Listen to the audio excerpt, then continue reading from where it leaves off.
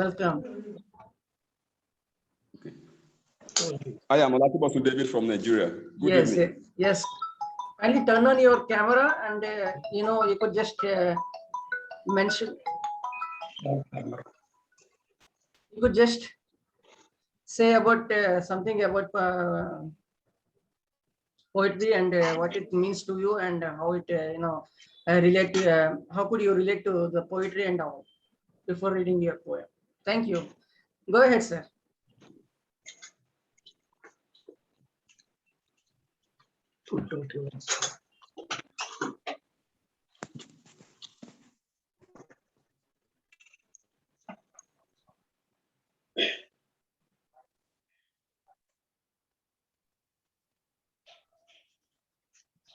Good evening. Good evening.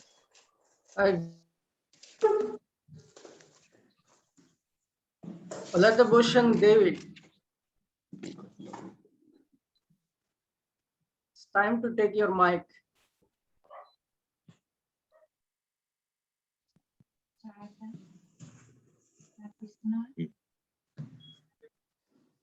Olatubosun David.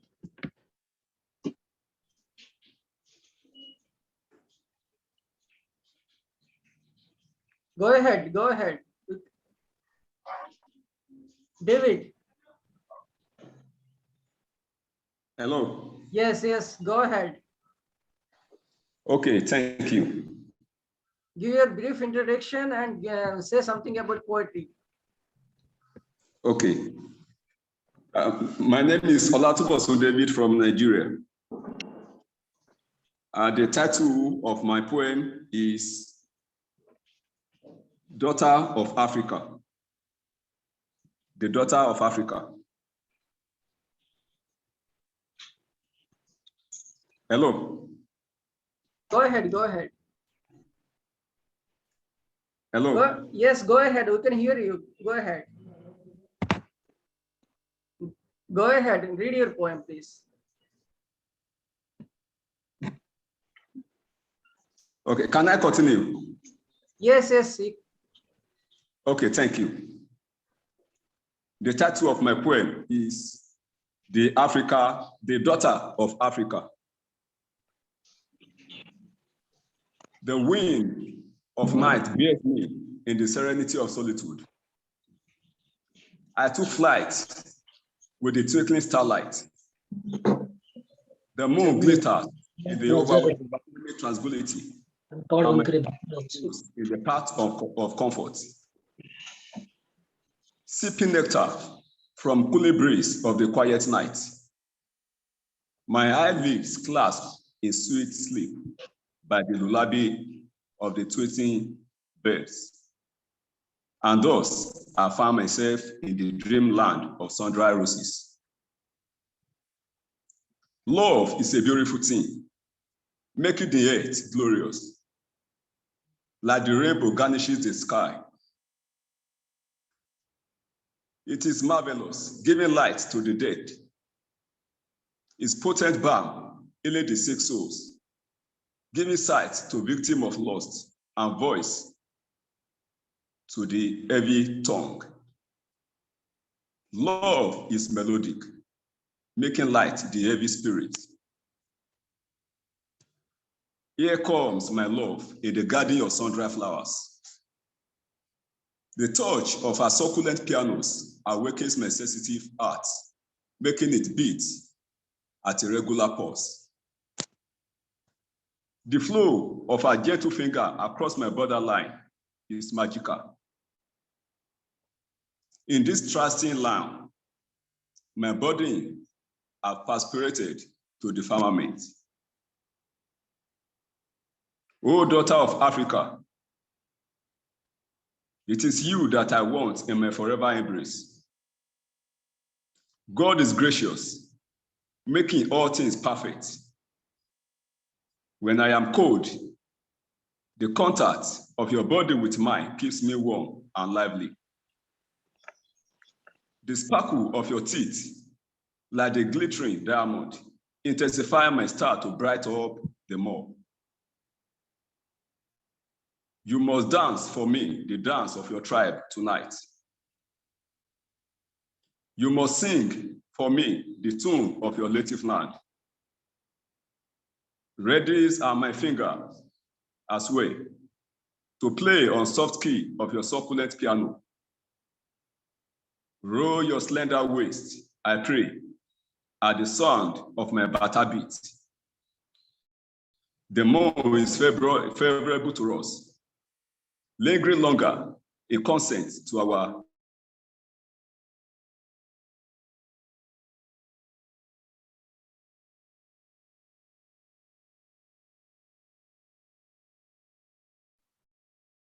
Right, sir. Right. So I hope you finished your recitation. Hello? Hello?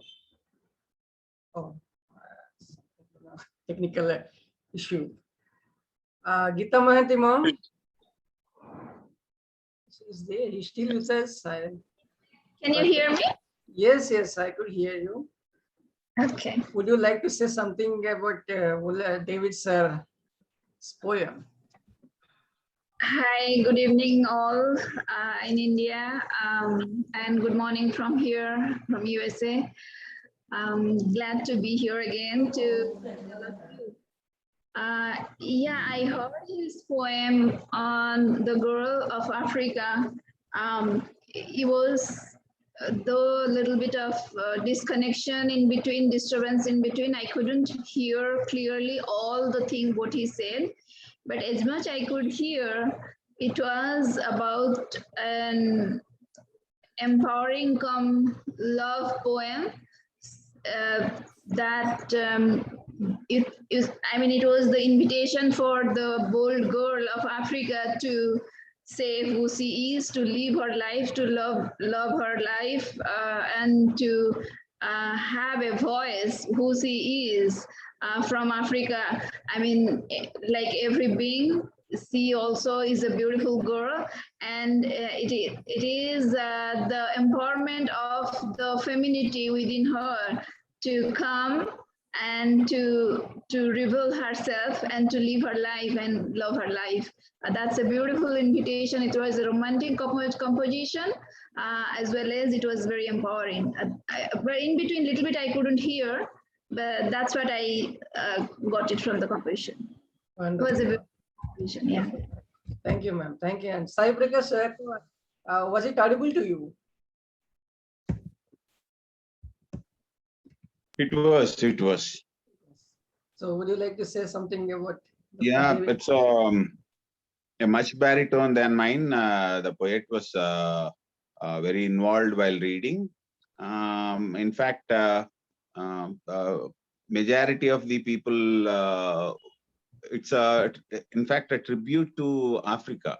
As we say, Mother India, the poet has taken Africa as a girl and has went on well with his rendition. But what I feel is there are very many words that are more Africanas than English. So it's a little bit tough to elucidate on certain words that we are not aware of. But still, we can feel the content and his intention of praising Africa as a girl and wishing her a bright future. With all the impediments that are there in Africa, as a majority of the view of Afrikaners and Africans are that yes, like us, just they were ruled for too long by the colonists, and as you know, the highest rate of inhumanity, like apartheid, was there for too long, until unless Nelson Mandela came for 27 years of his imprisonment. So I salute the spirit of the poet for comparing Africa with a girl, and this is my understanding as far as I have heard. Thank you, Prasanna. That was indeed a great review, sir. That was indeed a great review. Well, very much connecting to the poem. And for those who haven't get the poem, David has pasted his poem in the chat section. You could go through the poem in the chat section. And now I would call upon, I think we have a Galaxy J7 next. I could not read his name. Kindly turn on your, sir, Galaxy J7 next. Galaxy J7. Galaxy J7. That is the model of Samsung. Yeah, but then the name is not appearing. So I request the one who is having that, that name, kindly turn on his mic and video so that, I could listen. Yeah, maybe tomorrow it is I13 or something else. Sir, Galaxy, we can watch. Yeah. I think you could give a name of. Please turn He's on your mic, sir. Please turn on your mic. Please turn on your mic. Hello, Yes, sir. Yes, sir. am I audible? Yes, you are very much audible, sir. Welcome to you to the Poetic Evening of Pen Wonders. And would be great if would know your brief introduction and poetry that you are writing and much more. Thank you. Go ahead, sir. So I shall recite now. my No, first no, poem. no. Before recitation, give your brief introduction and tell something about poetry and how poetry is related to you. How you define poetry and something like that. And after that, you could go reading your poem. I am Dushman Chaudhary from Right. Odisha. So poetry is my passion, so to say. So though there is a little difference between prose and poetry. Prose directly starts teaching, but poetry first delights, then poetry teaches. So hoping to delight the readers, I usually write lyrical poems to get the rhymes and rhymes and rhythms to delight the readers first, then my poetry will teach. And though it is the spontaneous overflow of powerful passion, and we have taken different themes while composing the poetry, there will be ornaments in the word, in the meaning, and first it must take the chance for delighting the readers, then it should give a lesson to the readers. Right. So can I read my poetry now? Recite my poetry now? Yeah, sure. Go ahead. So in different ages, the literary artists have given different respects and positions to the women of the world, but still it is lacking far behind. So I have composed a poem in respect of the women. The caption of the poem is, she is the best in her race.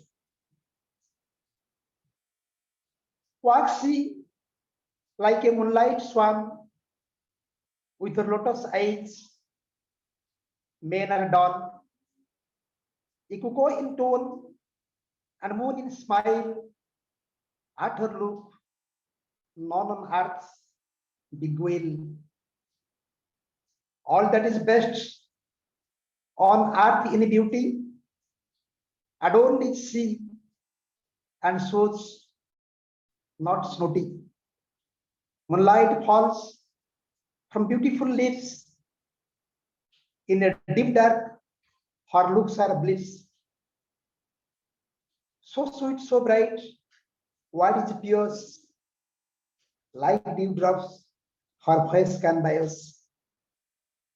Full moon in half moon is her face, so sweet is she in ever beauty race. Kindness in her mind does overflow, heart within that fate can not blow. God is overhead with mapled roof, so her heart's grace can repel aloft. Like a wintry moon, Caspent is full, either up or down, no pensives rule. Meet in her eyes, her innocent grace of loving aspects is best in her race. Thank you all.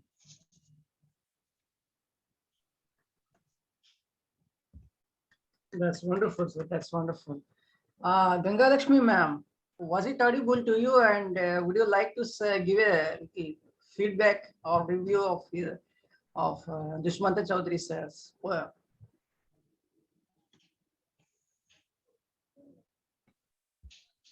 Turn on your mic, ma'am. Turn on your mic. I'm Dr. G.L. Patnaik from Odisha. Feels very happy getting a poet of Odisha. The present poem recited by this prolific poet of Odisha is very impressive. After understanding the nature poem, I could smell love in all its variety.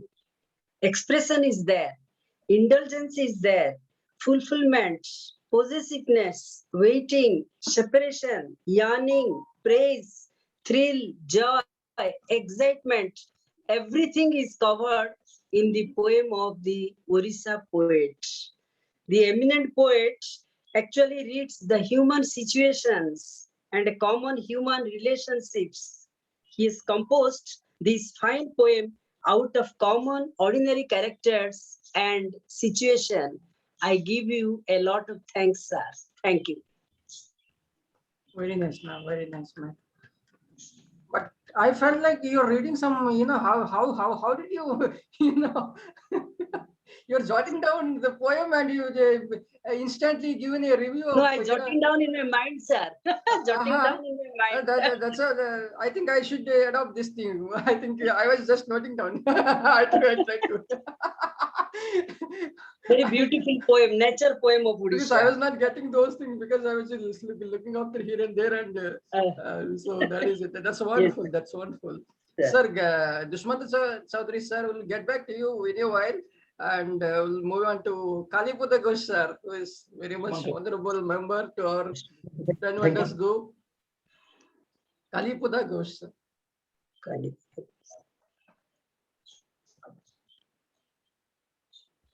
Sir, turn on your mic, sir.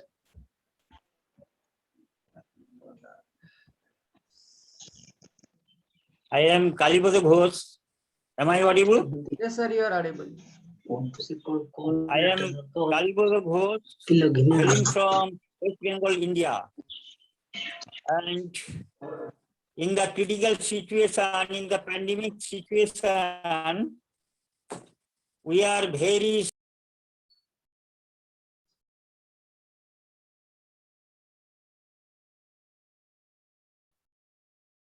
Sir, you're muted, sir. You're muted. Kindly unmute here.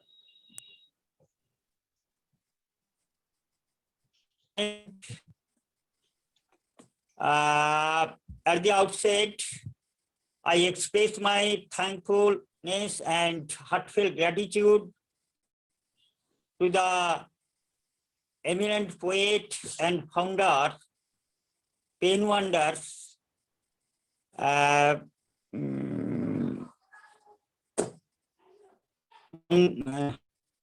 Gangadharam, an eminent poet, Pramod Gangadharam, an eminent poet, and my brother Kkumar Prasanna, Dr. Gangalakshmi Patnaik, Gilda Castro, and other eminent poets, and the admins and moderators of this prestigious group, Pen Wonders International. And at the outset, I would like to define poetry. The poetry is the outpourings of the poet's heart and soul.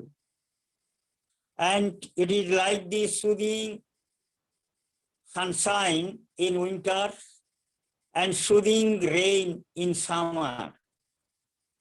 Poetry gives us pleasure, joy, inspiration, and poetry may be categorized in different classifications. That is nature poetry, social issues, poetry on social issues, poetry on didactic themes and moral themes, poetry on women and injustice and nutrition and injustice of the society. So, at the outset, I would call poetry a criticism of life, the representation of life.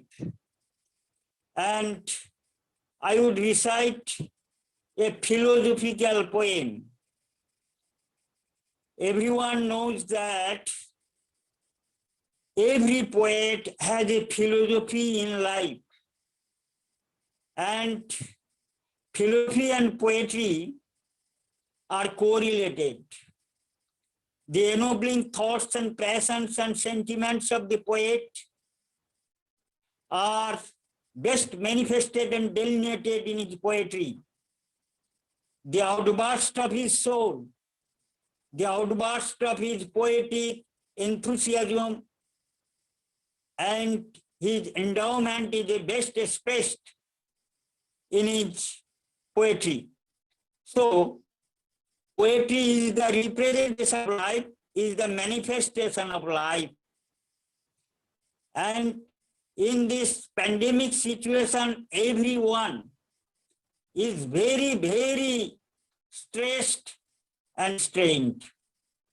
And in this critical pandemic situation, we have no time to stand and stare, to enjoy the beauties of nature. But we are deeply concerned with the social issues, the state level issues, and other problems we have to confront. So, but we must not forget the flavor and taste of poetry. In the evening, we are assembled here for a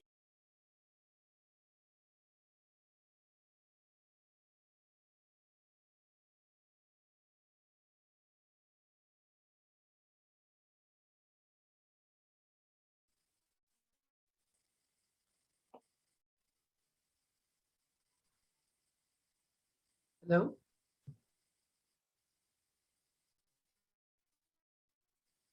Sir, go ahead, sir. hello. Yes, sir, go ahead, sir.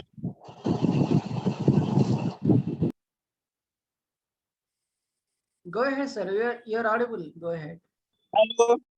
Yes, sir. Yes. Yes. And in that critical pandemic situation, and we are assembled here in a nice evening to recite our heart's outburst in the form of poetry. And I would like to recite my poem, Self and Soul.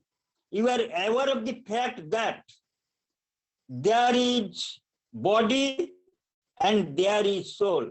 There is a sweet relationship between self and soul. The inner virtues and immortal soul resides in body. Body is perishable, but soul is immortal. And in my poem, in my philosophical poem, Self and Soul, I have tried my best to define poetry in the sense of self and soul, to magnify my poetic vision and poetic philosophy. Self and soul. I have been searching my soul. I have been searching my soul. A long time has elapsed since I have been. Are you searching yours? Perhaps positive or negative. Perhaps I have been idling my time in gossiping or writing verses. That's not the matter. It's a gain or a bafflement or loss in life. I ponder over what I have been searching with the passage of time. What I did or will do for humanity. Mere food and drink is not a life. Look at the mirror of life. Dive deep into the self and soul. A self-contentment or consumption, luxurious life or renunciation and salvation. What's profit or loss, I know not. Hankering after wealth or flesh is not the essence of life. Divine love and sacrifice for humanity, actions and positivity, hope and endeavor leads success. Actions and positivity, hope and endeavor lead success.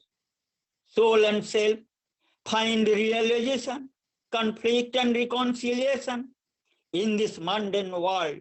A complete surrender to Him or to infinity within. Rays of light of reconciliation peeps through the windows like silver lining. And we have gathered experience in our Indian philosophy, the Advaita heralded by our great eminent sage and monk Swami Vivekananda. Vivekananda in his Advaita had propagated that there is a divine soul in human body, and every man has a divine soul, a propensity for the divine outlook and thought, which will lead him to the nobler and divine life. If we understand the self and soul, the self is perishable and soul is immortal. So, in the inner vision of the soul resides in our body, and we must conquer the obstacles and hindrances and hurdles of life. So we must believe in God, we must have faith in God and lead the path of virtue for prosperity and for the prosperity of the humanity.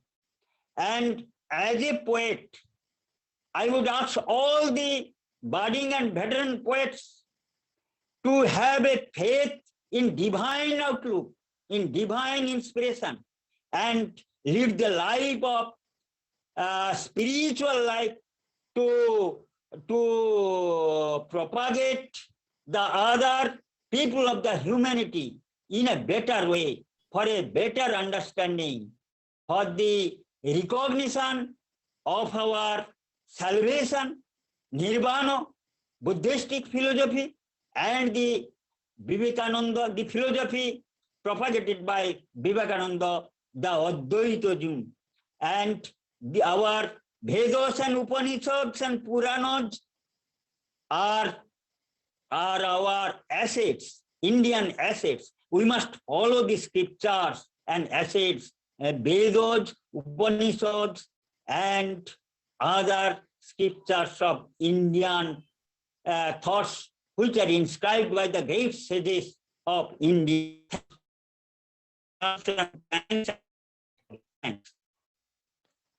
That's wonderful, sir. That's a great message indeed.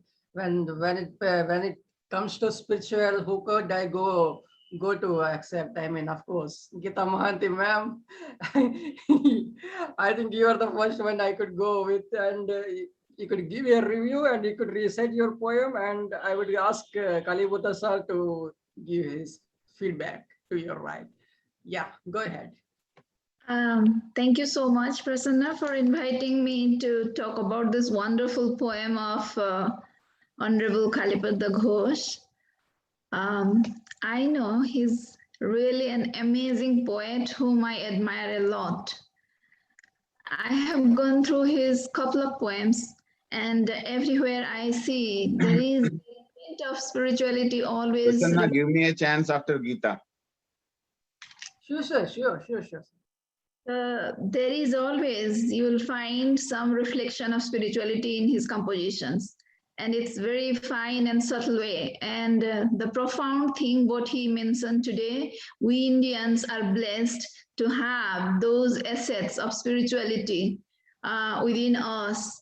With us, it's a heritage, it's a pride heritage of ours, having these valuable assets with us to enrich our soul. In his composition, he talked about the soul, mostly body and soul. So he emphasized on two aspects of it. One is Advaita philosophy of Swami Vivekananda, which Advaita means non-duality. That means there is no dualism, there is no difference. I mean, soham or aham soha, what we say in Sanskrit, he is me or me is he. I mean, we believe this soul is a part of the Supreme Soul, and the Supreme Soul is within us in the form of a soul. So we must have a respect and recognition of that identity, who we are. So basically, we are not this body which is composed of the 5 elements. We are beyond this body, and mind, also not mind. So what we are saying, we are not this body, we are not this mind, we are not this, even this intellect, but we are the very fine, subtle consciousness which is even watching us. And that is the soul. We are seeing the soul, which is a part of the Supreme Soul. And we must have an understanding of the purpose of life, why we are here, what is the purpose of being here, because we are such a highly evolved intellectual beings in this earth. If you see in the evolutionary history, none other species other than the human were given this intellect. And this intellect is to realize and understand, being so much of highly evolved species, what is our role, what we should contribute to the world. It is not always the emotions are mostly body driven, intellect driven, mind driven, but we should see beyond this. So he focused mostly on the very virtues or the aesthetics of the soul, understanding about the souls through the Advaita Mata, which is non-dualism. And also he emphasized on the Buddhism a little bit, saying we need to have the salvation, that is we call nirvana. That is the getting rid of the birth and rebirth, this cycle of birth and rebirth. That only can happen if you have a good karma, if you have a good karmic account, that you don't have the attachment. That always we say in Bhagavad Gita, also in Vedanta philosophy also, getting rid of your attachment. You do everything, do all your duty, do your responsibility, do your job in this world, whatever as a person you are doing, but not being attached to those rewards or whatever is coming through your karma. Don't get attached to those. So the moment you have an attachment, you'll just doing for the sake of doing, and not expecting the gain of it. So that is called the unattachment, and that leads to a good karma and the salvation. So he mostly focused on those aspects of in his poem. That's what I understood. Wonderful, ma'am. Wonderful. On that note, I would I would ask you to recite a poem before coming to Sai Prakashar, so that he could give feedback of both, right? He could just of right, Kalipudas and Zeus, right? Okay, thank you so much again, Prasanna, for having me here. And I would like to thank the founder of this Pen Wonder International, Pramod Gajadharan, sir. It's a pleasure to be here with all the eminent poets. It's a beautiful platform to hear all of you and share my views. To me, last time I again said myself, not a literary person. I have all through the science background. My research is on environmental science and engineering. I basically worked on microbiology, biology and biotechnology. However, poetry is always a undercurrent within me. Somehow, I live in it. And to me, what is poetry? Everybody is talking what is poetry to them. To me, poetry, it is there in every bit of it. Every atom of this universe is made up of poetry. Wherever you see, everywhere you will, every situation, every surrounding, every part of the world in the nature, you will see poetry. But difference is how we see it, how we pick up the things. And that's what different poets portray the same thing in a different way. So I see very important two aspects I would like to say in poetry. One is who is writing. It depends on the person's understanding, its background, his beliefs, his knowledge, his presumption, prejudices, intellect, how someone wants to see his positivity, negativity, personality, very much depend on the person, whoever is writing the poetry. And the poetry, it is because that person is going to create it. So literally it depends on the creator's emotions and understanding about the concept. Second thing is, very important aspect of poetry, whatever poetry you compose, but it is again going to take a shape or form in the reader's eye. The reader who is reading that poetry based on his understanding, based on his ideas, it is going to take another shape.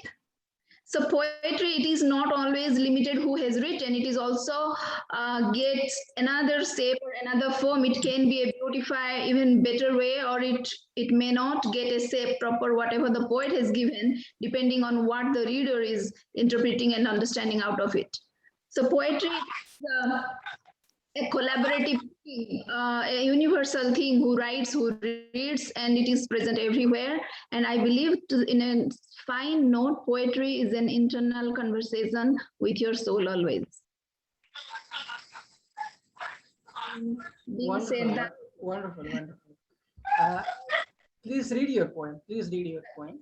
So I'll go to a poem again.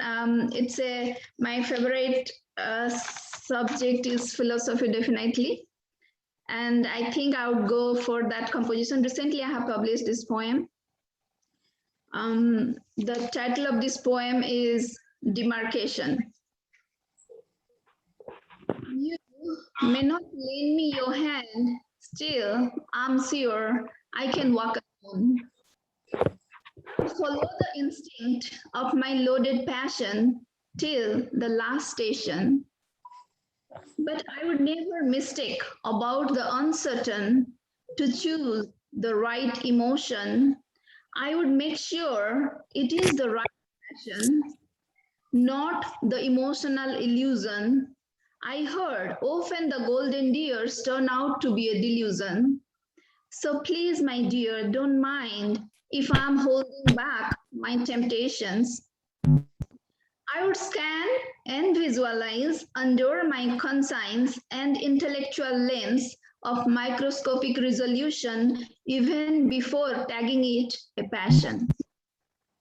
There is a fine line of demarcation between passion and illusion, love and delusion, nurtured sentiments and unnecessarily pampered emotions, absolute and relative truths realization, that persistent and perishable calculations. It's that demarcation, like a name of a religion, maybe humanity is the name for that vision, that disintegrates me from the worldly propagations, and also that integrates me to the world of oceanic emotions. Living here, but I do not live those. I experience, but I do not absorb. I see, but without engaging my thoughts. I feel, but engagement I keep to the nil. I touch, but like a dewdrop on the leaf of a lotus. I sense, but not through my senses. I dance, but only I witness my performances. I'm aligned and tuned with my ultimate purpose, intensely loving you, but I never fell for you, of course. Thank you so much. No fail for you, of course. Now, I am before coming back to you, ma'am, and Bush sir, I would ask Sai Prakash sir, and Sai Prakash sir, floor is yours. Yeah, Prasanna, again, I ask you, you are sabotaging my privileges. As it is like you might have informing the poets about a particular topic. How come this such a philosophical poems following each other in tandem? Exactly. Yes, it made my comments much more easier. Coming to Kalipada, my friend who calls me Dada, three of the Sanskrit verses comes to my mind while listening to his poem. One is Vasudhaiva Kutumbakam. He has a greater vision of a unified world. And the other is Ekam Sat Vipra Bahuda Vadanti. That means the Almighty is one, where the preachers and the one who worshippers, they see him in a different light. And finally, to say, Kalipada, you excelled in both rendition and as well as the right. It's very philosophical. And let me tell you, as you have quoted yourself, it is it is to the level of Upanishads and as well as Vedantic and metaphysical issues also you have greatly put into. And more than the poem, Geeta Mahanti ma'am was such a philosophical. I advise her that she may start giving out discourses on Geeta and her own name. Yes, and Exactly, that is even what on Indian philosophies. Right, wonderful, wonderful. The analysis of the poem of Kalipada, it's like Sone pe Suhaga bolte hain usko. Right, it's been highlighted. Now coming back to Geeta's poem, after listening to whenever I tend to say this, whenever we poets use and, it's the perfect conjunction that we use. Two variant views we combine. Geeta was very wonderful in this particular art, in this particular poem. She was very, very philosophical. And again, it's like being there, observing something, not being part of it. Is just like again Soham, which she analyzed for Kalipada's poem. And let me tell you again, when Arjuna was about to start his fight, he was a little bit skeptical whether to kill them or not to kill them. Then he recited one verse, Nakangshe Vijayam Krishna, Nacharajyam Kadanicha, Yenno Rajyena Govinda, Kimboge Jivite Nava. That means after killing all these people who are my relatives, my gurus and others, what should I enjoy after winning this particular war? So this is like the same thing that Geeta was reciting, like what should I do when I am away from the very facts what are happening around me. This is highly Vedantic, metaphysical, as well as it is the need of the day. It is the need of the day. Why we should run after such wealth and other things causing harm to ourselves and our soul. Thank you, Prasanna. Wonderful poems coming along. exactly, sir. Thank you. Thank So you. would you call it this as a poetic evening or spiritual gathering? No, let me not force me into spirituals. I have much more spiritual things than this, but I wanted to make much more lighter. because audience may feel and tomorrow morning you may see lines into Belur Mutt. Sir, kindly recite your poem, sir, on that note. Yeah, sure. Yeah, this is one of my favorites, recently written and much accolades too. The title of the poem is, they might have, most of the audience might have, being a readers, they might have read this. This is on the lighter vein that I wanted to make, because it is taking me into transcendental meditation now by the two stalwarts that who read their poems before me.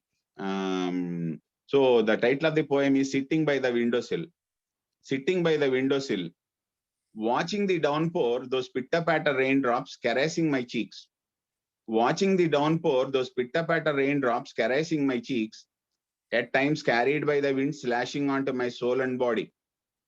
Watching the downpour, those pitter-patter raindrops caressing my cheeks, at times carried away by the wind slashing onto my soul and body. Bring back memories where I played in the open. Bring back memories where I played in the open, my hands stretched, head raised in glee.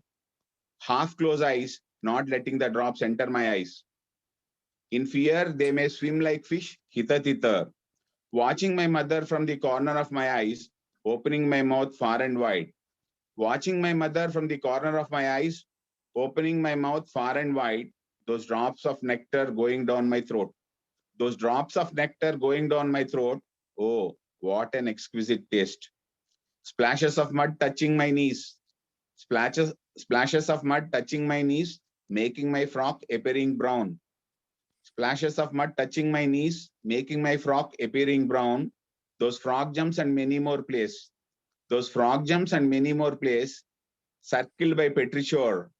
Circled by petrichor, fragrance grand, my spirit soar high.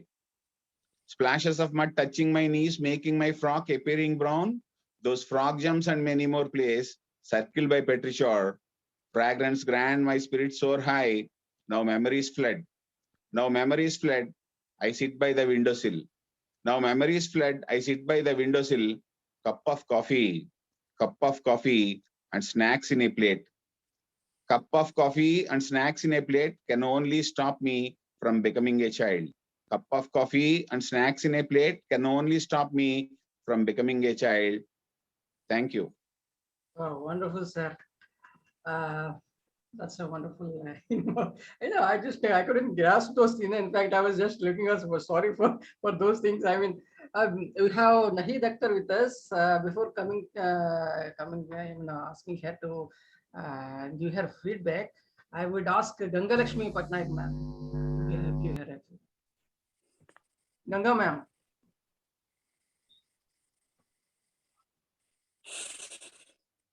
Ganga ma'am. Prasanna, she is muted. Can you please ask her? Thank you, sir. Thank you.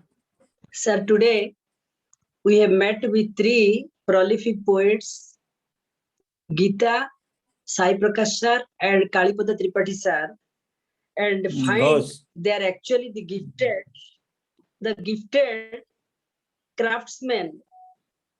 And I also feel, I smell Indianism in their poetry, because they are discussing about Vedanta, Gita, and also metaphysical poetry, all these things.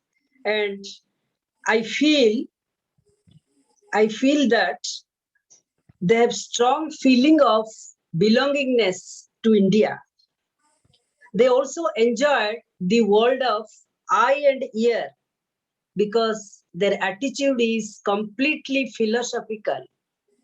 At the end, I want to conclude that God is omnipotent, God is omnipresent, God is omniscient, and God is related with the soul.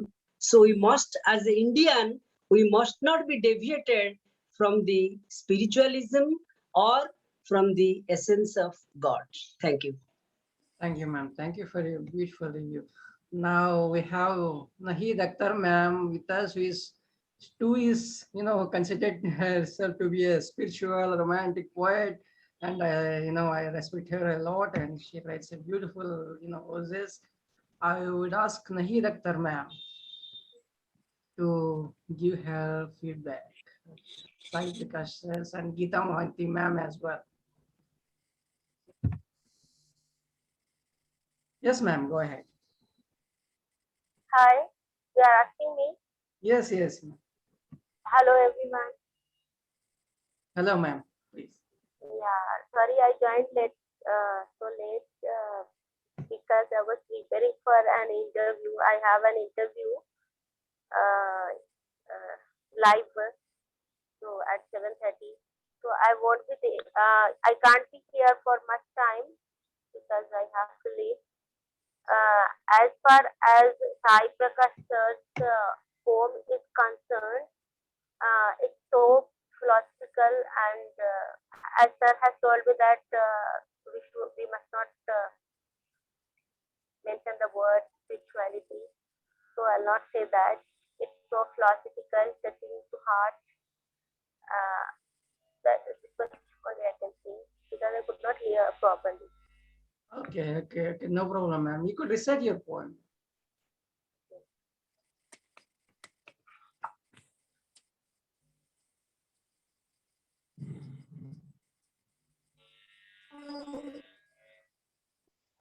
The poem I'm going to recite today is Philosophy of My Own. The title of the poem is Philosophy of My Own. He is a belief of my heart and a temper and a mood. He is a doctrine and a philosophy of my own. He is felt beyond the physical. He is heard through the unheard. He is within in the regions beyond. He is intuition, real of the unreal. He is inspiration for the life in living. He is illumination spread all over. He is ignition of firing mysticism. He is divine. He is meditation. He is communion. He is basic. Formed from the eternal.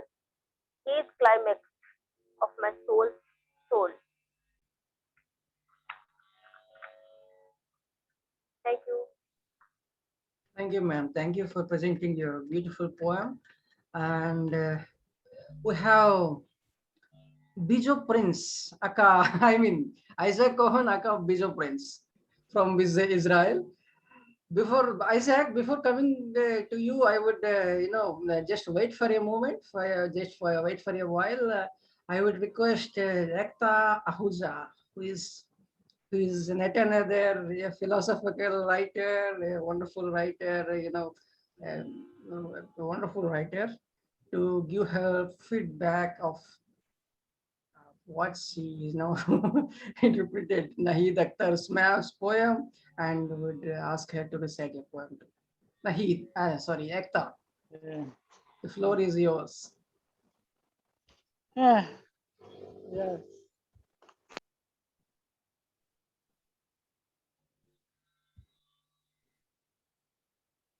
Akhtar. Prasanna, ask her to unmute. She is muted. Yes. Same time. Akhtar, kindly unmute your mic.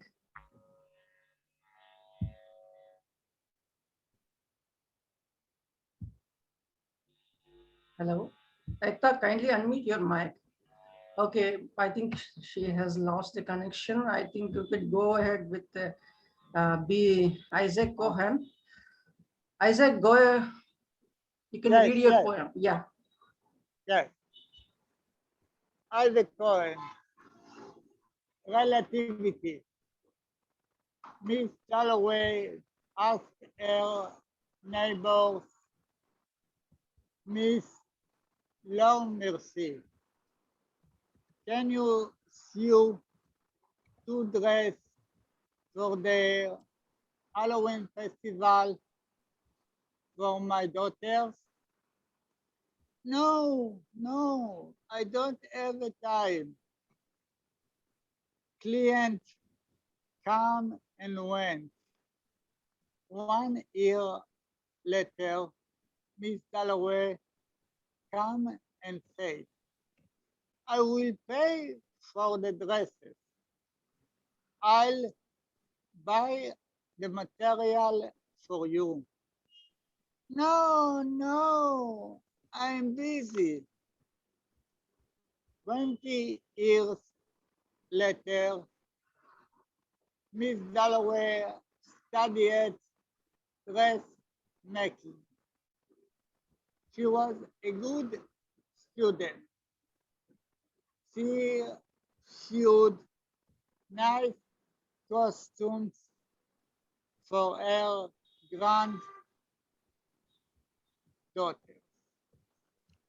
One day, she sent 2 gifts to Miss Low Mercy.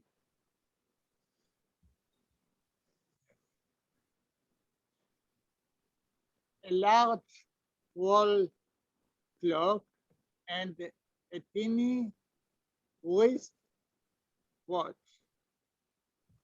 Miss Low Mercy asked Miss Dalloway, what do the gifts express? Miss Dalloway answered, the big clock to show your ego, and the teeny voice was what to show your empathy for people. Thank you, Isaac Cohen, Israel. Thank you, sir. Thank you. Thank you. Thank you. Thank you, Kumar, Thank you, for sir. invite me. Thank you. Thank to all my friends in India and in the world. Thank you, sir. Thank you. Thank you. Thank you. Thank you. Thank you for presenting your beautiful poem. And now I would go to Binod. Binod, would you like to recite your poem? Yes, please. Yeah, go ahead. Okay, there is a light problem, so Go ahead. hope you will understand. Yeah. So this goes like this. Critical situation created by Corona. Right. Corona killed many of the people. People become kind, innocent in their life. They sacrificed all their guilt and mistakes. At this time, people don't need any of these materialistic things, but they need their life. They know that other all things of this world is valueless. They realize money, materialistic things could not give life to the people. This time, peoples are fighting for their life, which is becoming shorter and shorter. At each second of time, people become very much afraid and fearful. They cry and they weep for God, for the life. Why God is making this terrible design of Corona? People beg and people cry. Many millions people died of this corona. Why is this punishment to the people? Many people's families lost their life. Many people do suicide. Poor people died of hunger because they couldn't work. Who could solve this problem? At this time, we'll become God. I want to become God, but I could not do anything. I only could speak to God, please take this corona back. By your power, you are powerful, we are not. Okay, thank you. Very nice, Binod. Thank you for presenting your message-oriented poem. I would ask Jai Narayan Thakur, who has joined us with us for the first time. Jai Narayan sir. Jai Narayan Thakur sir, kindly unmute your mic and kindly turn on your video. Jai Narayan Thakur sir. Jai Narayan Thakur. Okay. We could move on. We could move on to Ekta. Ekta, Ekta, I mean, could you able to hear us? Ekta, kindly turn on your mic. Am I audible? Yes, yes, you are audible. You are very much audible. Yeah, I've turned it on. Am I audible? Yes, you are very much audible. Yeah. Yeah. Okay. So shall I start with the I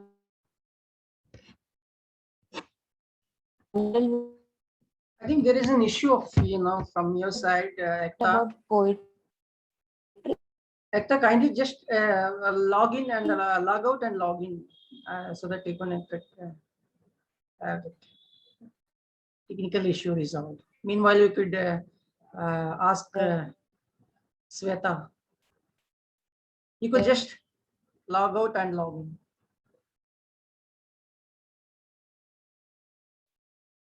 Sweta, you are very much with us. Kindly turn on your mic and kindly turn on your video and recite your poem. Sweta. Hi. Hi, hi, hi, hi. Welcome to the sorry. Yeah. I was late to join because I had some other classes. Sorry. And so shall I go with my poem? Yeah, you're good to go. Go ahead. Sure. The title of my poem is You Can Never Smell. You can never feel a poem by just reading its words. It's the overflow of one's emotions, or it's a hurt that rehearses. It's one's dream that reverberates, or the life story that vibrates. It's a quick response to a question, or the answer that lacks the question. It's a love letter in rhyme, or just a resentment in some. It's a beauty that resides, or the pain that frames. It's the ink of a pen that speaks, or the epigraph of a personality. It's the narration of the king, or the conversation between the letters. The soul word shapes a line, the soul sentence creates a quatrain, the soul quatrain structures a poem, the soul poem features a story. You can never feel a poem by just reading its words. You can never smell the perfume of poetic beat by just glancing at the pair of phrases. That's all from me. Thank you. Would you like to give a gist of that poem, Sweta, for us? My poem is all about what is poetry according to me. I have written that you can never feel a poem by just reading its words. It's an overflow of one's emotions, or it's a hurt that rehearses, or it's a dream that reverberates, or the life story that vibrates, and so on. Sai, sir. Right. Thank you, Sai, sir. Thank you, sir. Yeah. Congratulations again, Sweta. Yes, in fact, it is very tough to define poetry and a poem at your age, but you are gifted so that you can write such a wonderful poem. Yes, the readers often miss the feeling of the poet, and even to decipher the codes like Da Vinci that we put into. But yes, it's very tough to have the fragrance of a poem just by glancing at the words and verses that we use. But it is much more deeper, and it's like unfathomable abyss that a poem is. And for each reader, it gives out a different fragrance. Yes, the title of the poem of yours is very wonderful, and the way that you have led the poem is really commendable. Just coming after tedious tuitions and classes, you have done a wonderful job. My kudos to you, Sweta. Thank you, sir. Thank you so much. Thank you, Sweta. Keep coming, and now it's time for Ekta to grab the mic and share her poetic journey, poetic thing, everything about Ekta. Ekta. Ekta, it's you. Yeah, is it my name you called? Yes, yes. I was no, I was just calling Geeta ma'am. Thank you. I was just calling Geeta ma'am, and I came to you. See, so many names rhyme here. Geeta, Ekta, Shweta.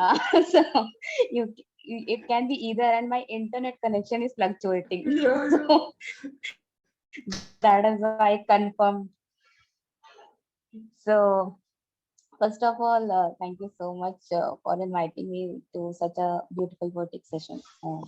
It happens very less that I, listen so much and don't speak anything.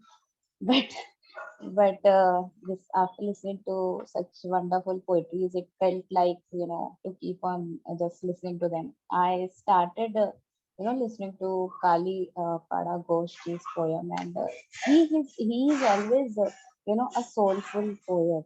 And whenever I listen to him, But there who? is an essence Just of let me interrupt you, Ekta. Let me interrupt you. Who is Ekta?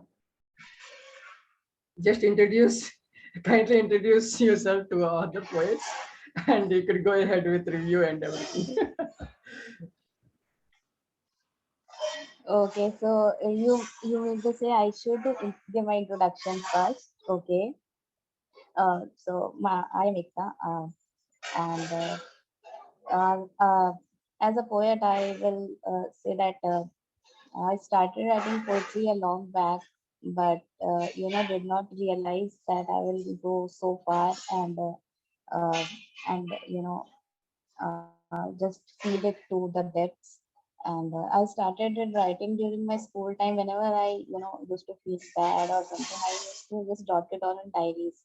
So those diaries are still there, but not those poems are buried. So I'll just take out and share with you someday.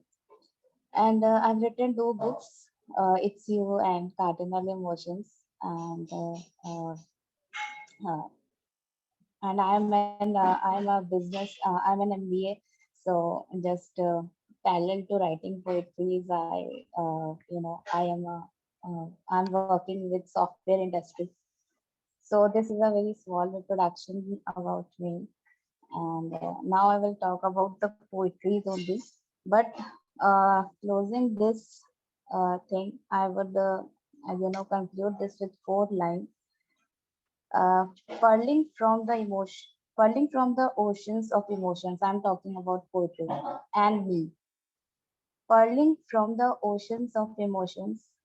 I am a poet. I embrace the beauty of mellifluous nature. I am a poet. I embrace the beauty of mellifluous nature, embellishing the canvas with cerulean colors of sky, embellishing the canvas with cerulean colors of sky. I have a pen as a magic stick.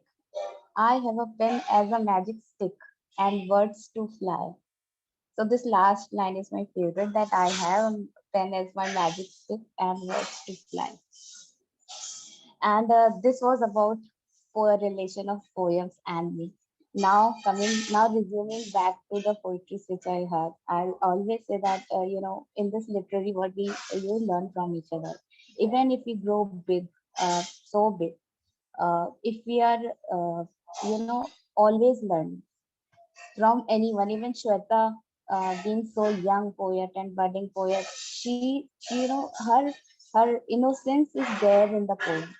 So I also, what I learned is that if I write a poetry about childhood, then I, speak that poetry or narrate that poetry with the innocence. So there is a learning with every in every moment with every poet.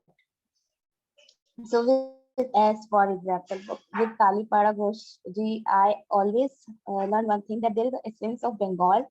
Means he is always, so he is joined to his down to earth. He reaches to the depths of philosophy and everything. His poetry is soulful and full of heartfulness and a strong message. He always thinks about society. He always talks about health, so health of mind, health of body, health of soul, everything. And about Geeta, so I must say that she's a gem. She is a gem, and she carries India with her. Even she, if I'm right, then she resides in USA, but she carries India with her there also. And her poetry is, flows like a river. And she tries, if she looks at the tree, she tries to extract a poem out of it. She's like that. So she beautiful poetry by you, dear poetess. And about Sai Prakash ji, I am always like I am under a weight due to his weight with so strong voice.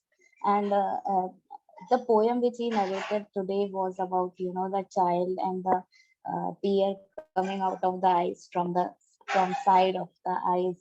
And while sipping, taking a sip from a cup of a tea and with snacks. So that a child should always be there in us, should always be there in us. And about this session, I must have attended, not many open mics or what, wherein we narrate poetries. But herein we are talking about ourselves, we are talking about poetry, we are talking about important issues. So very important point which was raised here was spirituality. Spirituality is the essence of, is one of the essences of India. I am not very much acquainted with Veds and Upanishads, but I am aware about Gayatri mantra and everything. But one thing which I have seen and I have by hearted from my childhood was a calendar wherein Gita Sar was written. I don't know now that nowadays people hang that calendar at their places or not. Gita was क्यों व्यर्थ चिंता करते हो, क्यों व्यर्थ किसी से डरते हो, कौन तुम्हें मार सकता है, आत्मा न जिंदा होती है न मरती है. So I actually, I used to read, and I just got that by hearted. And the most important line was आत्मा न जिंदा होती है न मरती है, is like soul is eternal. Soul is something, soul is you. And a poem is a full poem is full of soul. If soul is not there in poem, that is merely a word there, that is merely words with some grammatical things, parameters and meaning, that's it. So to put the soul, emotions are required. And now, with that flow, I will start my poem of today, which is My Sky. And My Sky is a poem wherein I have tried to concise the colors of the sky and related those colors with life. So I hope you will be connected to it. I'll start my poem. The title of my poem is My Sky. The sublime sky gives me wings to fly. I reach horizon as I try. Such illusion is created by beautiful sky. The shades of blue. The shades of blue take me to a world so new. The mighty sky listening to you. White clouds of unique shapes drew. The white shade embellished with sun rays. The white shade embellished with sun rays. This is the morning time when sun rises. The serene morning sky that stays in every breath and place, in every breath and place, a mellifluous tune, a beauty to amaze. The serene morning sky that stays in every breath and place, a mellifluous tune, a beauty to amaze. The rainbow sky after the rain, the rainbow sky after the rain, so rejuvenating, washes off all the stain. The colors a rainbow contain, the colors a rainbow contain, takes away all the negativity and pain. So we have reached to the monsoon, colors of sky. Now it is night, the dark moonless night with twinkling stars in sight. The dark moonless night with twinkling stars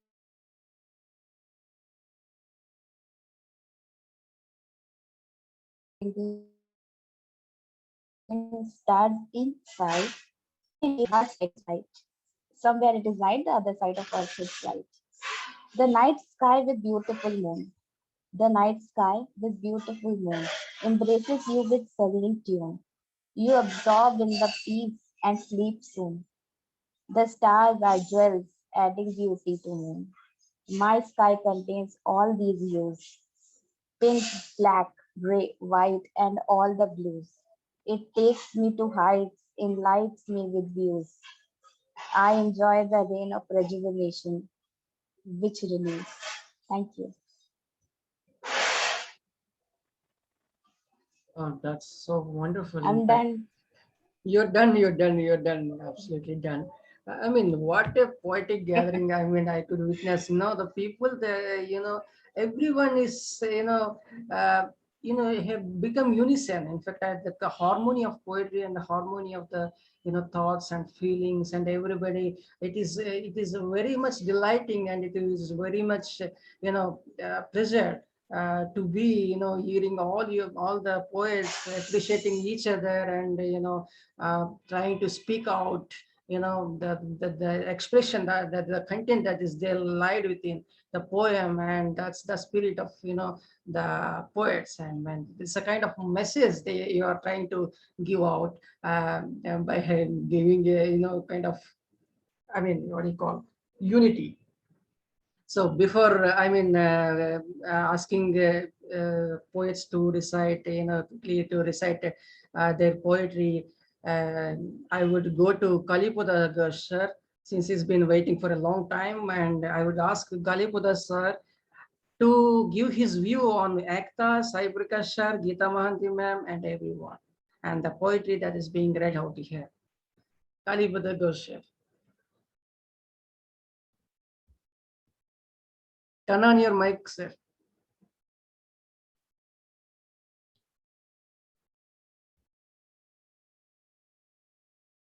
Kalipuda sir. Kindly unmute your mic, sir. Kindly unmute your. Okay. Hello. Yes, sir. Yes, sir. Go ahead, sir. It gives me immense pleasure to let you know that as I am a literary critic and poet at the same time, I would like to congratulate all the veteran poets. I would like to say the veteran poets who have assembled here for a beautiful and sweet evening, nice evening, to express their literary thoughts, emotions, and passions in an ennobling, thought-provoking expressions, which I have admired most.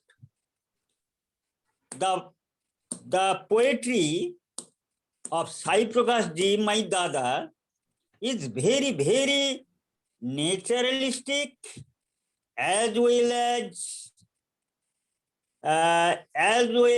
the very outpourings of his powerful feelings and expressions, which is very powerful in thought, in expression, and also the language that he uses. I also admire the situation which he has created in his poetry. I sit beside the window sill, a very, very deep and sincere, thought-provoking poem, which is very, very popularized in our modern times, that Sai Prakash ji has personified the rain.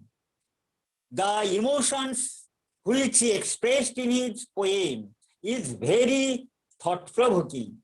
He expressed in his poem the episode of his mother, his niece, and other relations, which is very intimate. And I would say that he is a poet of nature as well as the poet of man. At the very outset, I have expressed my views on poetry that poetry gives us joy and pleasure. According to Coleridge, the synthesization of thought and ideas and passions amalgamated in an ennobling thought to express the poet's feelings and sentiments in a naturalistic way.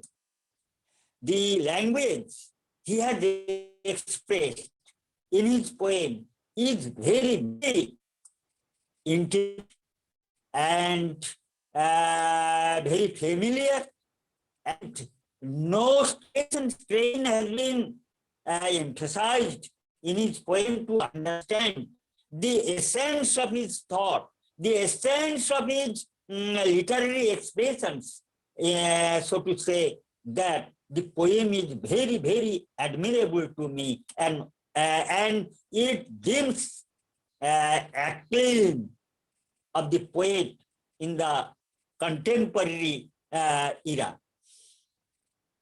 And in discussing the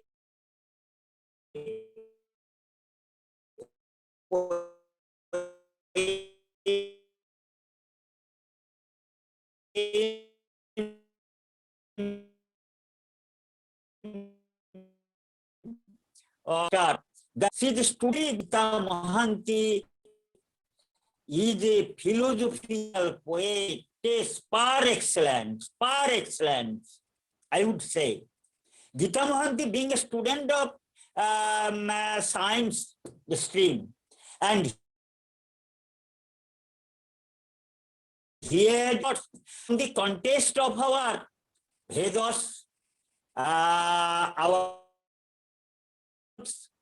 our Puranas and scriptures, the dualism and the Supreme God, our soul exists, and the sublimation of the Supreme God.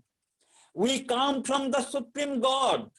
This kind of spirituality, the inborn heritage of Indian philosophy. And I would Swami Vivekananda and our great exponent Shankaracharya in Kerala state was born 1,000 years, 2,000 or 3,000 years ago. His thoughts, his spiritualism, his Advaitism, that is soul and mind. Refer his word, his expression, Maya. This world is full of Maya. This world is full of Maya. And our sweet relationship with father, mother, sister, the natural objects, the natural phenomenon are exposed to Maya. We are bewildered. We are surprised. We are enamored with the Maya, the very term Maya. And this Maya is subsidiary. This body is Maya. And the supreme potentiality that resides in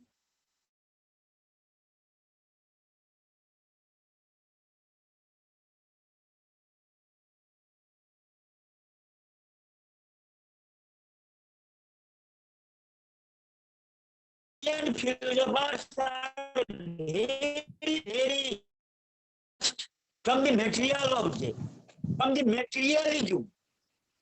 This kind of relationship, this kind of Maya, this kind of attachment, we must refrain from this attachment. The detachment the salvation from this material world, this mundane world, the attachment of the mundane world is very, very insignificant to the Indian philosophy and Indian philosophers. Our great philosophers, Dr. Sarvapalli Radhakrishnan, also believed that this supreme spirituality, the infinity, the supremacy of Yes, sir. Yes, sir. supreme soul, the potential soul, is very important to him. So Gita Mahanti's poem also is very, very philosophical, metaphysical. I would also term this poetry as a metaphysical poetry, because dance, Herbert Spencer's philosophy and metaphysical philosophy is inherent in Gita's poem. I would admire Gita's poem. And my sister Ekta and Nahidatta is very, very magnificent, so to say, magnificent, adorable, magnificent. The poetry, which is the expression of thoughts and and passions of the poet's heart or soul, is best expressed in their poems. Ekta had expressed my poem in a lucid way, in a very thoughtful and lucid way. And Gita Mahanti's poem is very, very thought-provoking, metaphysical, philosophical, and as well as naturalistic in flavor and taste. So, and I would express the poem of the budding poet. I would like to. I don't remember the name. The student. I would like. I think see the student. Sweta. Oh, Sweta. Sweta, yeah, Sweta, yeah. He is very, very admirable and very, is very admirable, adorable, and very significant to me, because he is the budding poet. And I would like to include poetic interest in her, because these budding poets will grow older and older and will experience the bitter realities of life. The bitter realities of life, the mundane thoughts, the mundane realities. She has to confront with the mundane realities of life. This experience will enlighten his thought, her thought, her wisdom, her enlightenment. I would like to say enlightenment. Poetry is the expression of enlightenment. I would like one thing, illusion or maya. This kind of illusion and maya should be has been abandoned by the great sages of our Indian sages or the monks of our the rishis of our India. The heritage, the tradition, the soulful outburst of their poetic feelings and exuberance is best expressed in Indian thought, commensurate with the Indian philosophy, commensurate with the Indian philosophy in the Indian context, in the Indian environment. I would not forget the Western philosophy, that is Spencer or Hegel or Herbert, but their philosophy is very materialistic philosophy, but our philosophy is very transcendental philosophy, which is spiritual in our thoughts and expression, is best manifested in our expression, thoughts and behavior, in our style, in our mode of living. in our thoughts, expressions, and mode of living, in our relation, in our human relation, man to man. So, my Dada, Sai Prakash ji also expressed the relationship, universal relationship. Right. This universal relationship, this universal motto, this universal bond should be best expressed in our thoughts, in our Indian context, in our Indian philosophy also. And our beloved Prasanna, my brother Prasanna Kumarji, has best expressed and modified and amalgamated the concepts of poetry of different poets in a nutshell, that she has expressed his best way to express the essence, he has digested all the poets, all the poems, all the poetries of the assembled brilliant luminaries, that she has gathered experience, he has gathered vast experience in literary world. So every poet, I would congratulate every poet, their enlightenment, their wisdom, their best expression in thoughts and ennobling thoughts, their sincerity, their sincere task in devoting time for time to the poetry.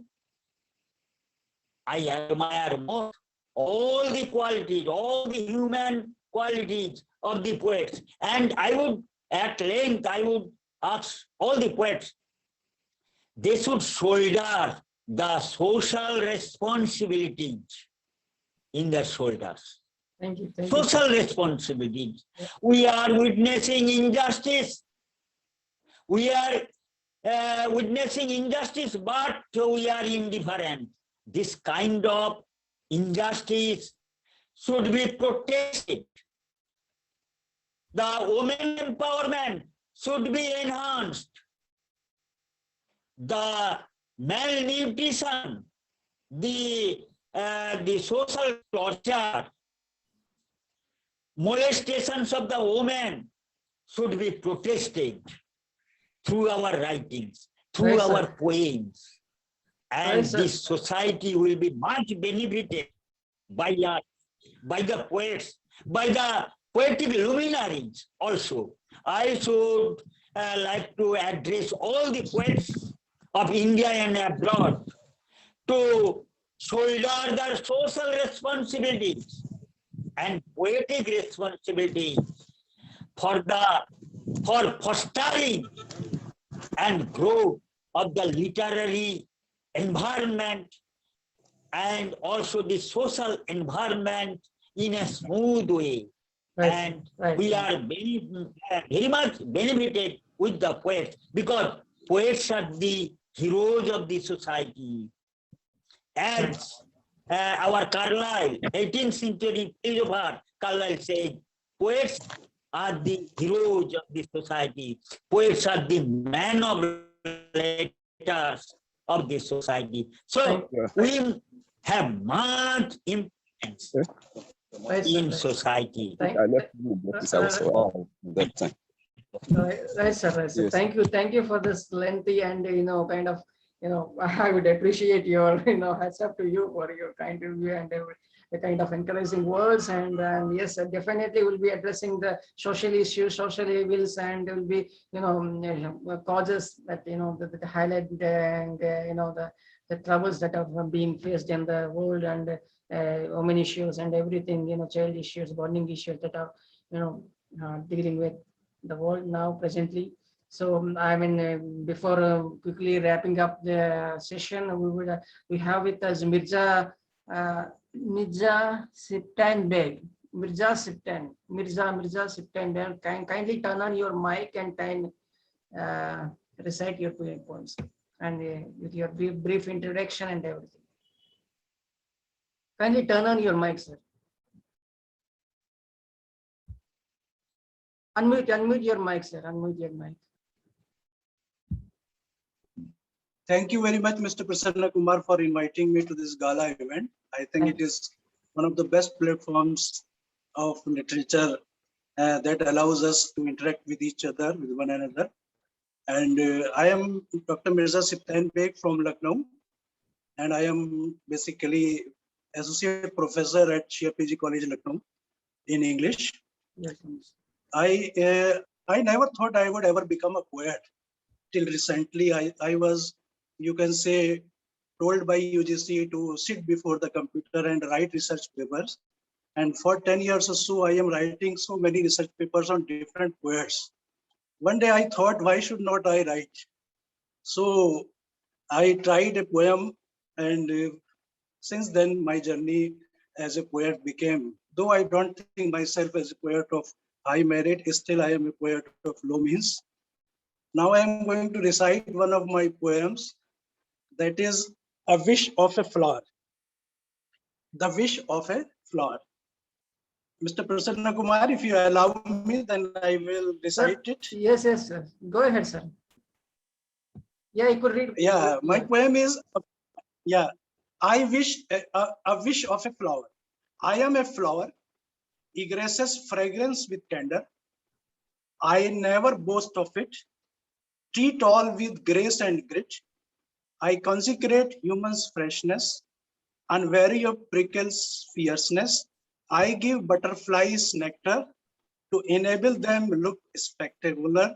I give a smile to a bride, groom's new stride. I am center attraction of all functions. People associate me with emotions. I give feasty farewell to soul, so it may carry scent to dole. I embellish all's life. No one bothers my strife.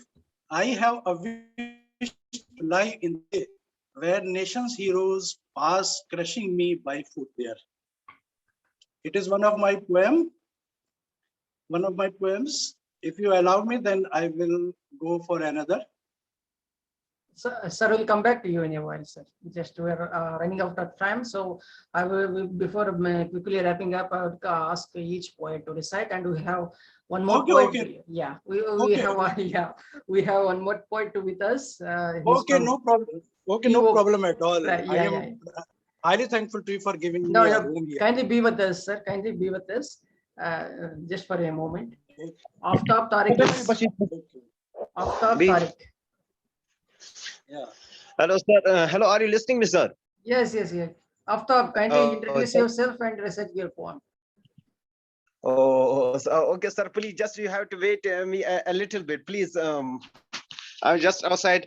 Till then, you can call another fight, sir. Okay. Ma'am, it's the. Okay. Ma'am, Ganga Lakshmi, it's your time now. Ganga Lakshmi, ma'am. The associate professor, sir, is really a versatile genius who has contributed a creative, critical approach to poetry. His poem, The Wish of the Flower, is actually an excellent poem. I also wish to be a flower because after our death, we will remain in the garland and go to the burial ground. And also we stay on the head of the gods and goddesses. So flower has enormous validity and quality. So the poem of this associate professor is really excellent and wonderful. I love the poem very much. Sir, shall I write my poem? Recite my poem? Yes, ma'am. It is yours. No. So now at last a brilliant opportunity has come by Kkumar Prasanna, the host of our today's evening for poetry recitation. Better if you could recite. Better if, ma'am. Better if you could recite small poems of yours. Two small poems of yours. Two. Hope has come to me. Sir? 2 poems. Yeah, 2 small poems. One. Acha, okay. I would like to recite my small poem, a very micro poem. The title of my poem is Life Painting. Life Painting. Poets are artists on life's canvas, their colors are crawling. Painting has life, boosts self-esteem, pride, dignity, motivates, stimulates, inspires. Painting has life, boosts self-esteem, pride, dignity, motivates, stimulates, inspires. So paint life, energy in bright multicolors and bold strokes. So paint life, energy in bright multicolors and bold strokes. White color of purity, green symbolizes stability, fertility, pink friendly. White color of purity, green symbolizes stability, fertility, pink friendly. Red color symbolizes confidence, courage. Red color symbolizes confidence, courage. Yellow happiness associates health and prosperity. Yellow happiness associates health and prosperity. Paint rainbow color, symbols of success, hope, fortune, and happiness. Paint rainbow color, symbols of success, hope, fortune, and happiness. Color symbolizes different personalities, affects differently the moods in lives. Color symbolizes different personalities, affects differently the moods in lives. Now, just I am giving my gist. Before concluding my recitation, let me elaborate that painting gives joy, helps to communicate emotions, feelings, ideas. Colors play a huge role in life. Blue color for trust. So banks, financial institutions use blue in logos and buildings. Saffron, a religious color, holds mythological significance, shows quest for life and salvation. Now, the title of my second poem is Dreams. The title of my second poem is Dreams. It takes almost lifetime to wait as I wanted something for age. It takes almost lifetime to wait as I wanted something for age. I see dreams do not depend on time, but on hard work, future endeavors. I see dreams do not depend on time, but on hard work, future endeavors. Life teaches us lessons that believe in yourself, try to bloom and burgeon. Life teaches us lessons that believe in yourself, try to bloom and burgeon. My teacher, coach, educator teaches me to inculcate in life dedication, devotion, determination.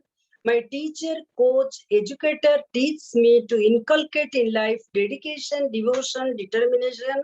Then only you feel dreams buckle up air with the soul of elation, exhilaration. Then only you feel dreams buckle up air with soul of elation and exhilaration. Thanks, Prasanna. My recitation is over. Thank you. Thank you, man. Thank you. Such a beautiful recitation. Thank you. Beautiful poems, indeed. And thank you for presenting, coming over here and, gracing the show. And now I will quickly call upon Geeta Mahanti ma'am and Geeta Mahanti ma'am. And next would be Sai Prakash sir. Thank you so much, Prasanna, for inviting me once again. So what should I do? I should recite my poem or? Exactly. Poem. Go around? A quick poem, small one, if it is. If you could make Small it. one. Okay. This composition also I have published just few days before, and the title of the composition is Body. This in the materialistic world, we talk and we emphasize much on the body, but let's see how much it plays the real role in this world. A sloppy bulging of flesh. Can you hear me? Yes, Listen, yes. am I? Yeah, perfect. Okay. Loud and clear. Thank you.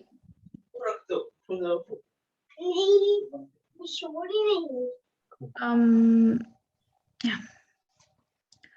A sloppy bulging of flesh or a depression at the navel base, a curve in the waistline or the mammary gland's glossy sign, enigma of the mysterious eyes or that meticulously measured boundaries of the lip lines, or maybe unmistaken sharpness of the nose, all are just rapturous wraps of the illusions. Merely a composition of bone and flesh, networks of capillary mass, a biological entity, an associated organ systems organization with some ups and downs constructions, some curves and the turns, absolutely normal about the physical form. What is that in it which creates so much of illusion? Sadism, cruelty, violence just for a body? What happens to humans? Lost all the beauty of innocence or absence of intelligence the moment this beautiful body turns to a dead body, freed from the life's custody, a wish for a touch is far away seen. The lovers of the body wouldn't put a glance even. Why the pleasure of sensuality remains limited to the senses only, never went beyond the body, and could never attain its peaks, always melted and smelted in the shallow creek? Is it the physical limitations of the senses or the beholders of it losing their senses lenses? The pleasure of the senses maybe was designed for maintaining and sustaining viability and vitality, the elegance of the beauty, both in the body and beyond, for configuring the basics and also to an elevated form. Confinement of the senses only to the body is definitely not a designed norm. A beautiful mind only can balances a beautiful body, a proper instrument and machinery for sustaining lively and loving vibes, for execution of beautiful acts of beautiful life. Oh my God. Thank you. You would never disappoint us from giving us a spiritual right or the kind of Prasanna, philosophical Prasanna. right. What? Prasanna, Yes, I I would will love come to to you, sir. analyze I'll come this. to you. I'll come to you because I'm in a overwhelmed. Kind of, I will come on here. That's up. Yes, sir. It's yours. Yeah. Gita, anatomy, psychiatry, and philosophy. Autopsy, biopsy, and postmortem. See, being a microbiologist or something else, you have excelled in the art of medicine and surgery. See, I'm much interested because I come from a background of biology. It's like listening to you, like a yogi going on explaining to his disciples what is psychiatry, just like Freud, and what is anatomy by Hippocrates. What not? Wonderful, wonderful. It's just like a pickle. It's just like a pickle with all the ingredients of anatomy, physiology, microbiology, whatnot. Everything you have done. Wonderful, wonderful. A nice poem. Amazing. Sir. And in fact, I wanted to talk about Mr. Mirja Beg also. Sir, a wonderful poem on flower. It's like in Telugu poetry, Prasanna, you can recall Pushpa Vilapam. Pushpa Vilapam. Yes, exactly. Yes.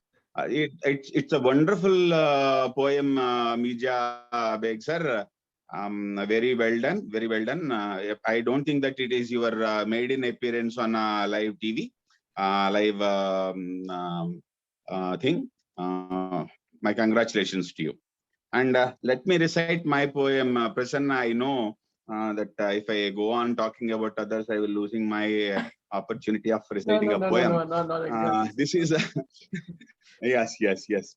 This is one of my favorites and many favorites too. As I have told you that I love maples. It's a forced love, but still I love to recite a poem on maple. The title of the poem is She Sent Me a Maple. She sent me a maple. Her love written all over with much care, not hurting the leaf. if somebody might have heard it before, pardon me, but this I want to recite again. She sent me a maple, her love written all over with much care, not hurting the leaf. A message I cherish my whole life. I read it again and again. How many times I fail to count. A message I cherish my whole life. I read it again and again. How many times I fail to count. I thought I can frame and display on the walls. I thought I can frame and display on the walls so white, like her pearly smiles. I thought I can frame and display on the wall so white, like her pearly smiles. Her intentions are different.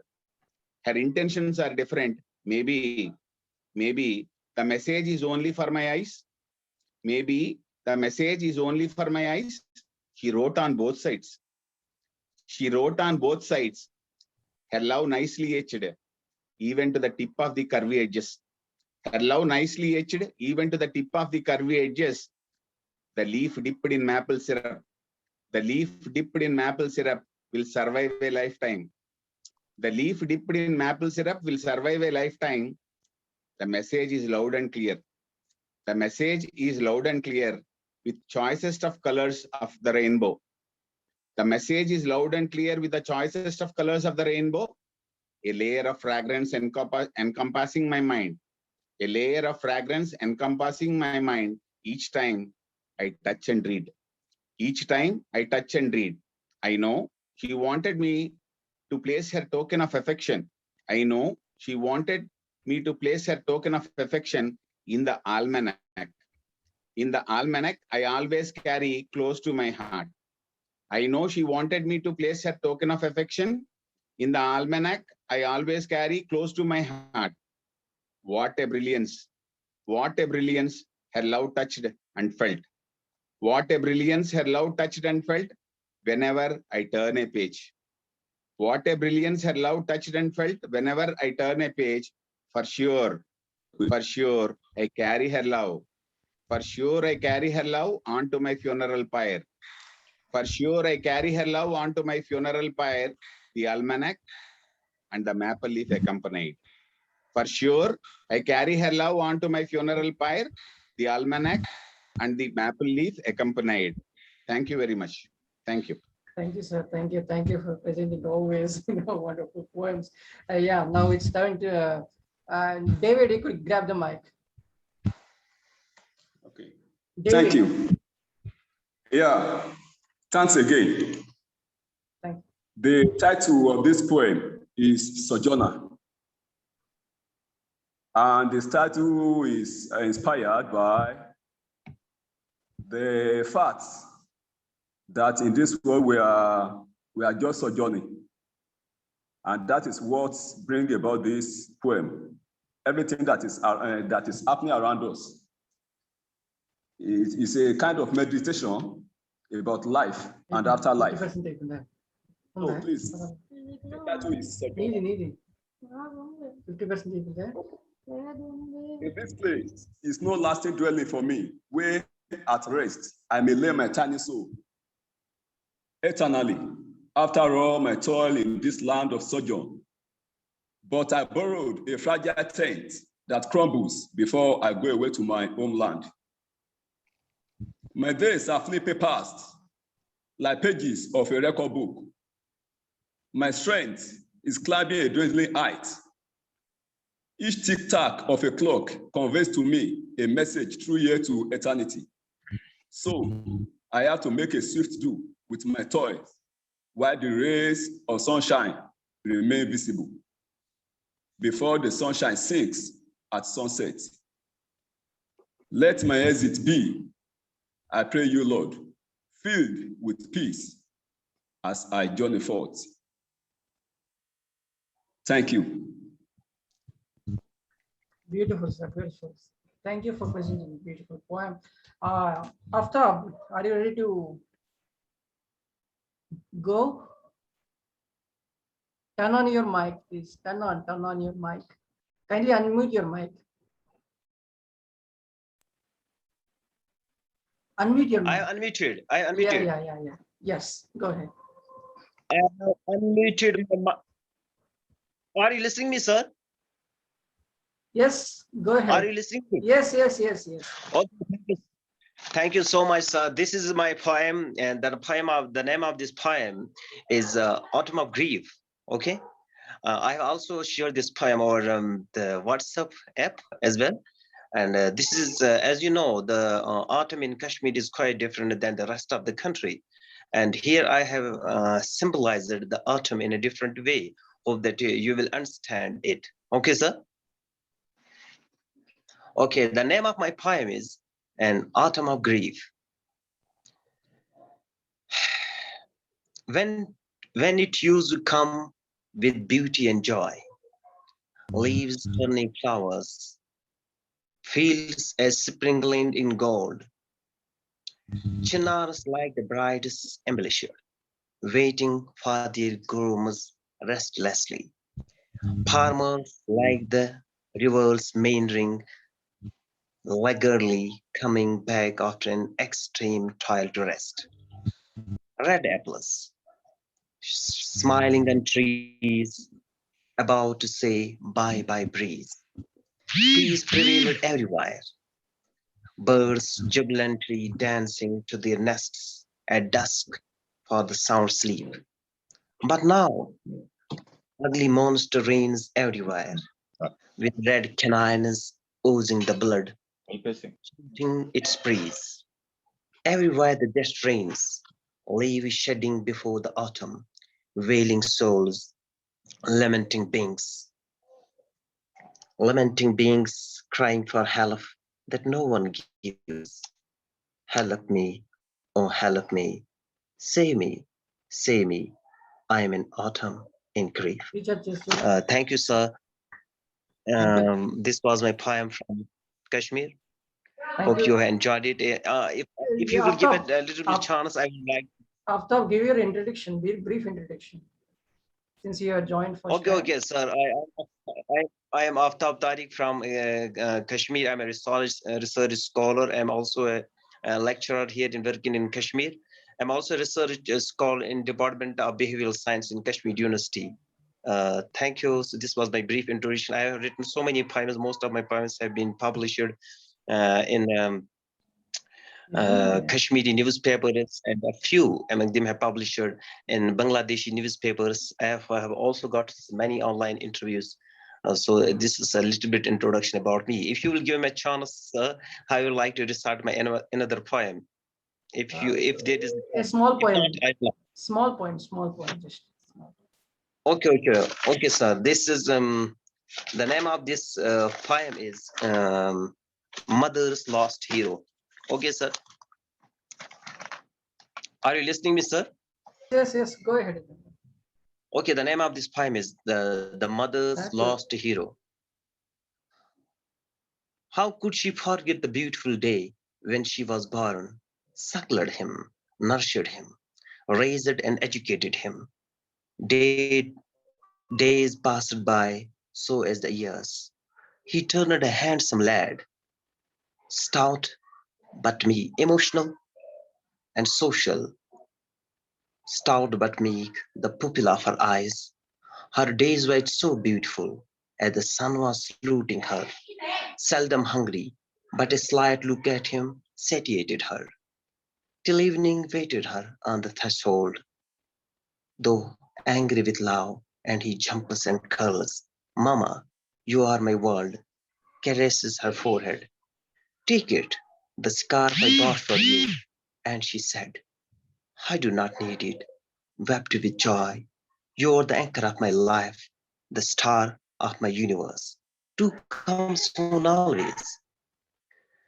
Mother's love is always unconditional, though an ultimate bond tied in heavens with golden fetters, until one day he was late and she kept waiting, hungry and thirsty, with red and puffy eyes. Her sobs wrecked her body till she felt unconscious, and he was too late to return. Now the doors, windows, everything are waiting him, and he never returned. Settled the roasted chicken pea she had concealed, is still waiting him under a golden. Thank you so much. Wow, wow. Of the stealer, you're the stealer of the show, the way you recited, I mean, it's so soothing, and the poem that you presented is so well. I mean, thank you, Wonderful, Aftab. wonderful. Thank you so Thank you, Wonderful, Aftab. Now I will call upon once again, who is there with us? Bizo. Kindly recite your poem, one small poem.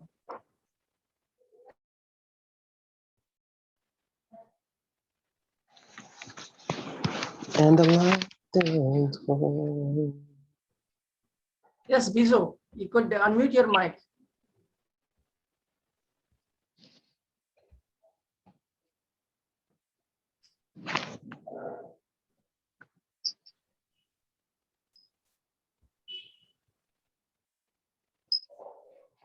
Unmute here.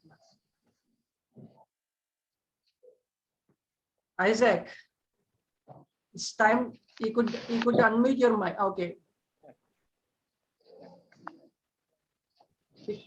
Go ahead with a small poem of yours. Yes. Yes. As a Koran, the peaceful.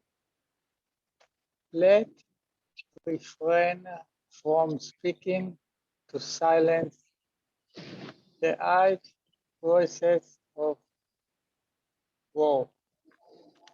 Maybe the quiet will win and we can listen to the newly out mood flutter peacefully. Thank you, as a coin, Israel. Thank you. Kkumar, and thank you, all my friends. Thank you, Isaac. Thank you.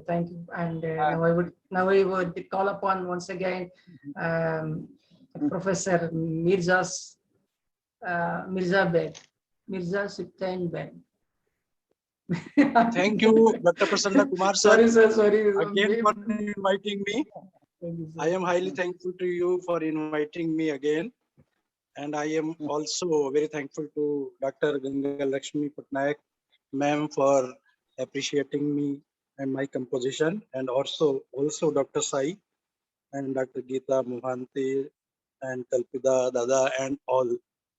It is really very nice meeting you all at this platform. You all are luminaries in one way or the other. Now I am going to recite my second poem. Dr. Kumar, if you allow me, then I will recite it. Yes, sir. Mic is yours, sir. Right. Okay, thank you, sir. The title of my poem is Every Woman is Poetry. The title of my poem is Every Woman is Poetry. Poem begins, woman is panoptic phenomenon preliminary. With shielding of love, cultivates warren territory. Twigs laden with hush fruits grow in verdant tree. World's desolate garden turns turf, fragrant, flowery. The next stanza is every woman is a primly pearl of poetry, ode, ballad, limerick, epic, and allegory. Muse to supple rhyme, rhythm, and imagery. Repository of knowledge, a lustrous library. The next stanza is she is God's traits, tinkling tapestry. Turns hearth with toil's threads of filigree. Give respect's wings to see her trajectory. Man is a flower, her existence is olfactory. The next stanza is always dabble, smile, be in cheer or jittery. Scrouges segregation with will of bravery. Pain, plight, undergoes is rarely refractory. Save sheen of world, her esteem is necessary.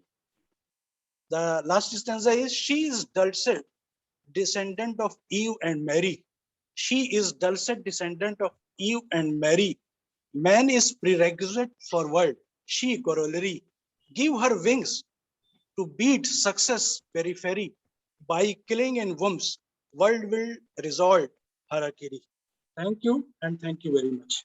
That was in this, filled with literary, rhythm and rhyme, sir. That was also, thank you, sir. Thank you for presenting that so wonderful poem. And now I would call upon once again Binod. Thank you for listening my poems so patiently. Yeah. Thank you, sir. It's a wonderful And poem. bearing me for so long. This keep coming, sir. And next week we'll be having a poetic evening too. So, but then, okay. And now I would call upon Binod. Okay, my next poem title is related to or connecting to the other previous points. Like we should listen. Title goes The Hero. The hero is one who fought in each and every steps of the life. The hero is so brave, hero of the Bilf, the Battle of Mandel, the Great Gatsby, sailing to the Beijington, Hansel and Gretel, like God Shiva, like Goddess Hanuman, Ram Lakshman, not like the devil like Ravan, like not devil's characters. The hero should fight in his life. He should be very much brave, patient, and dedicated to his or her responsibility. He should not fear at difficulties, but he should fight and win in difficulties. He should be in the side of marginalized people because such people faces the various types of problems in their life. Such kinds of the problems, if the hero could eradicate, then only he will be the hero. He will be not guided by any kinds of materialistic things, but he should not have any greedy selfishness and any kinds of self-interest, self-conscious things and other kinds of things. The hero should be very much clever. The hero should be not only in the name but also in his works, duties and all the things. I also wanted to be the hero in my life. I also wanted to be the hero in my life. Thank you. Thank you, Binod. Thank you. I will call upon Sweta now. Sweta, kindly recite your small poem. Sweta, Yes. Thank small you, Prasanna poems. sir, for Small poem, just small poem. We are running Here out I of time. go. The breath she takes adds symphonic beauty to her sense. The tune pervades to the world of mystical intakes. The door of her eyes sings lullabies with the eyelids to her dumb ears. The smile glitters by the twinkle of her teeth, adding grace to the dry face of her. The mole under her chin adds magnificence eloquently. The straight eyebrows spells the virtue. In the tune of the vast, the beauty saturated to the ocean depth. The beauty spoke within its phraseology. That's all. Thank you, sir. Thank you, Sweta. Thank you. Small poem and it's cute and a little one. As now it's time to wrap the session up, and before wrapping up, I would express my heartfelt thanks to one and all poetic luminaries who adorn this dais of pen wonders poetic evening.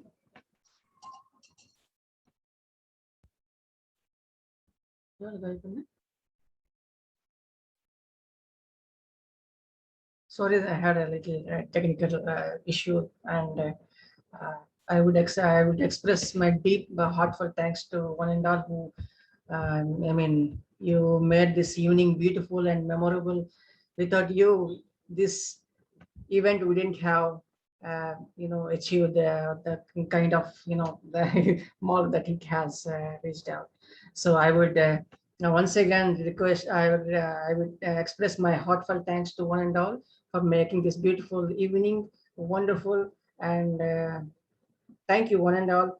I would now stop the recording.